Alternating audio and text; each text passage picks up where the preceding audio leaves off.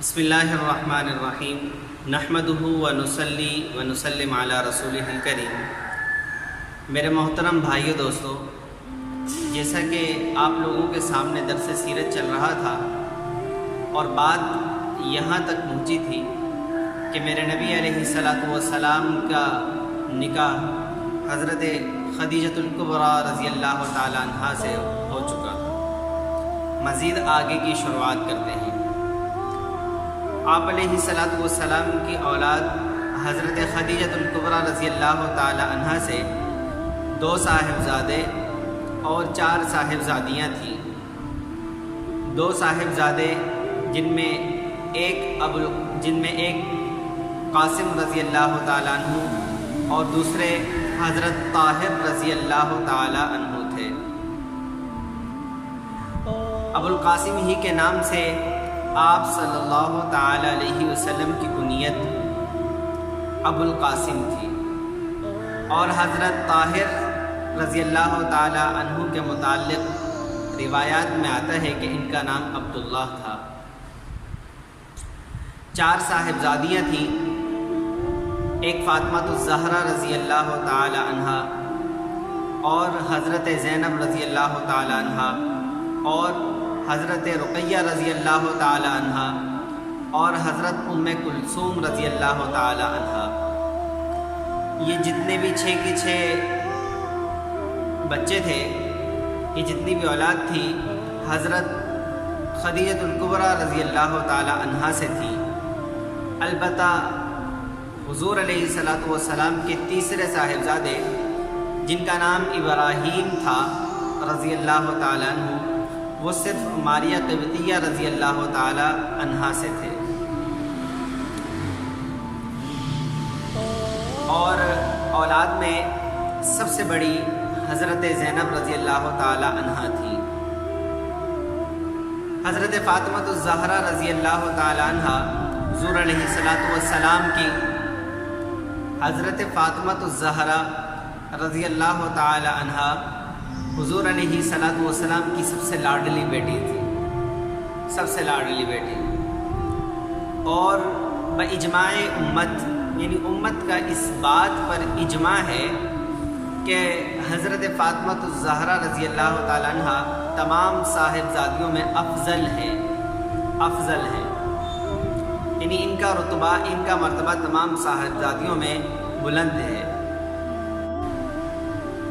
اور خود حضور علیہ الصلاۃ والسلام نے حضرت فاطمہ الزہرا رضی اللہ تعالی عنہ کے بارے میں فرمایا کہ یہ جنت کی عورتوں کی سردار ہے، یعنی آپ کو ایک فضیلت دی۔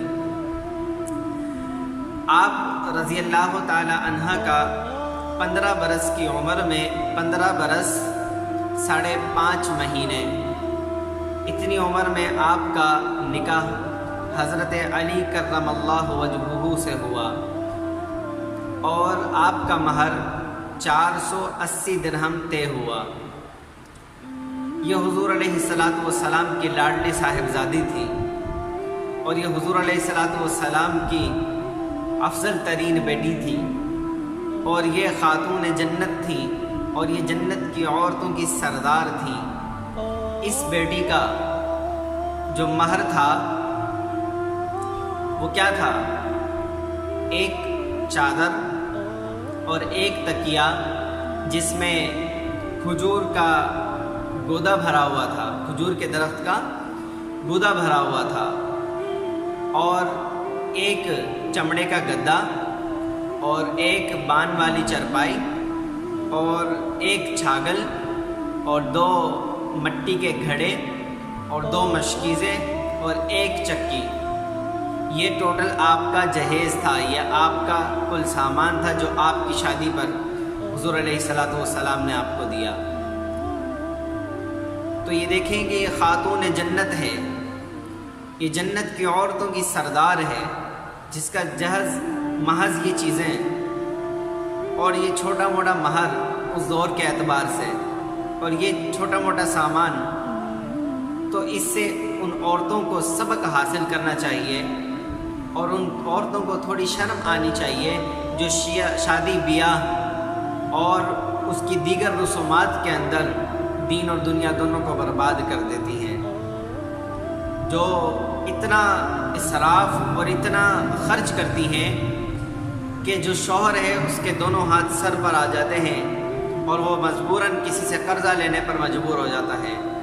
تو وہ ان صحابیات کی رضی اللہ عنہن ان کی سیرتیں پڑھ کر دیکھیں تو انہیں پتہ چلے کہ ہمیں ہمارے دین نے کیا سکھلایا۔ بہرحال جتنی جس کی حجت ہے، جتنی جس کی استعداد ہے اور جتنی وہ اپنے اندر ایک استطاعت رکھتا ہے کہ وہ خرچ کر سکیں تو اس کو اتنا ہی خرچ کرنا چاہیے، اس سے زیادہ اسراف نہ کرے۔ تو عورتیں اس بات سے سبق حاصل کریں۔ آج کل کی عورتیں جو اس معاشرے میں ہیں وہ اس بات کا لحاظ کریں، خیال کریں کہ اپنے عورتوں کو کسی کے سامنے ہاتھ پھیلانے کے لیے مجبور نہ کریں۔ آپ رضی اللہ تعالیٰ عنہ کا نکاح حضرت علی کرم اللہ وجہہ سے ہو چکا۔ حضرت زینب رضی اللہ تعالیٰ عنہ ان کا نکاح ابو العاص بن الربیع ان سے ہوا، اور آپ رضی اللہ تعالی عنہ سے ایک بیٹا ہوا جو چھوٹی ہی عمر میں انتقال کر گیا۔ پھر آپ سے ایک بیٹی ہوئی جن کا نام امامہ تھا رضی اللہ عنہ۔ یہ وہ بیٹی تھی جن سے حضرت علی رضی اللہ تعالی عنہ نے حضرت فاطمہ الزہرا رضی اللہ تعالی عنہ کے انتقال کے بعد نکاح فرمایا، اور ان سے بھی اولاد نہیں ہوئی۔ بہرحال حضرت علی کرم اللہ وجہہ نے ان سے نکاح کیا، اور یہ بھی جو ہے کہ بے اولاد انتقال کر گئی، جو حضرت امامہ رضی اللہ تعالی عنہ تھی، حضرت فاطمہ کی بھانجی۔ تو یہاں پر یہ بات بالکل ذہن میں رہے اور ذہن نشین رہے کہ فاطمہ رضی اللہ تعالی عنہ جو کہ خالہ تھیں، ان کے انتقال کے بعد حضرت امامہ رضی اللہ عنہ جو کہ حضرت زینب کی بیٹی تھیں ان کو نکاح میں لائے، کیونکہ دو ذی رحم محرم عورتوں کو ایک شخص اپنے نکاح میں جمع نہیں کر سکتا۔ ان میں سے اگر کوئی ایک مر جائے تو پھر دوسری کو نکاح میں لا سکتا ہے۔ حضرت رقیہ رضی اللہ تعالی عنہ کا نکاح حضرت عثمان ذی النورین رضی اللہ تعالی عنہ سے ہوا۔ آپ رضی اللہ تعالی عنہ حضرت ہجرت حبشہ میں حضور علیہ الصلاۃ والسلام کے ساتھ تھی۔ پھر سن 2 ہجری میں غزوہ بدر سے واپسی پر حضرت رقیہ رضی اللہ تعالی عنہ کا انتقال ہو گیا، اور آپ اس دنیا سے چل بسیں۔ آپ بھی بے اولاد اس دنیا سے گئیں، آپ کی بھی کوئی اولاد نہیں تھی۔ پھر حضور علیہ الصلاۃ والسلام کی چوتھی صاحبزادی یعنی حضرت ام کلثوم رضی اللہ تعالی عنہا، حضور علیہ الصلاۃ والسلام نے حضرت ام کلثوم رضی اللہ تعالی عنہا کو حضرت عثمان ذی النورین رضی اللہ تعالی عنہ کے نکاح میں دے دیا۔ یہی وجہ تھی کہ آپ کا لقب ذی النورین پڑا، مطلب 2 نور والے۔ آپ نے اپنی 2 بیٹیاں حضرت عثمان کے نکاح میں دی، اور حضرت عثمان رضی اللہ تعالی عنہ 2 بیٹیوں کو اپنے نکاح میں لائے۔ ایک کے انتقال کے بعد اللہ کے نبی نے دوسری بیٹی کو بھی دے دیا، تو گویا کہ 2 نور حضرت عثمان رضی اللہ تعالیٰ عنہ کے نکاح میں جمع ہوئے، اسی لیے آپ کا لقب پڑا ذی النورین۔ پھر جب حضرت رقیہ رضی اللہ تعالیٰ عنہ کا حضرت ام کلثوم رضی اللہ تعالیٰ عنہ کا سن 9 ہجری میں انتقال ہوا، تو اللہ کے نبی نے یہ فرمایا کہ اگر میری کوئی تیسری بھی بیٹی ہوتی، اگر میری کوئی اور بیٹی بھی ہوتی تو میں حضرت عثمان کے نکاح میں دے دیتا۔ یہ حضرت عثمان کی فضیلت تھی۔ لہٰذا عورتوں کے لیے ایک خاص نقطہ ہے، ایک خاص بات ہے کہ جو تاریخ کی کتابیں ہیں تو ان کی پختہ اور صحیح روایتوں میں یہ بات آتی ہے کہ ایک مرتبہ حضرت ام کلثوم رضی اللہ تعالیٰ عنہ حضرت عثمان غنی رضی اللہ تعالیٰ عنہ کی شکایت لے کر حضور کے پاس حاضر ہوئیں اور حضور علیہ الصلوۃ والسلام سے شکایت کی۔ اللہ کے نبی صلی اللہ تعالیٰ علیہ وسلم نے فرمایا کہ مجھے یہ بات پسند نہیں ہے کہ کوئی عورت اپنے خاوند کی شکایت میرے پاس لے کر آئے، کہ کوئی عورت اپنے خاوند کی شکایت کرتی ہوئی پھرے، لہٰذا گھر میں بیٹھو۔ تو یہ وہ تربیت تھی، یہ لڑکیوں کی وہ تعلیم تھی جو ان کی دین اور دنیا دونوں کو بنا دیا کرتی تھی۔ والدین اپنی بچیوں کو اس دور میں یہ سکھاتے تھے کہ اپنے گھر میں جانا تو کبھی اپنے گھر کی شکایت کو باہر نہ لانا، نہ اپنے خاوند کی نہ اپنے سسرال والوں کی، اور گھر کے اندر بالکل ٹھیک طرح سے رہنا تاکہ ہماری عزت پر کوئی آنچ نہ آئے۔ اور آج اللہ معاف کرے کہ معاملہ برعکس ہے، الٹا ہے۔ تو اللہ کے نبی نے اپنی بیٹی کو یہ فرما کر درس دیا کہ عورتوں کو چاہیے کہ وہ اپنے خاوندوں کی شکایت کسی کے پاس نہ لائیں، یہاں تک کہ اپنے باپ کے پاس بھی نہ لائیں۔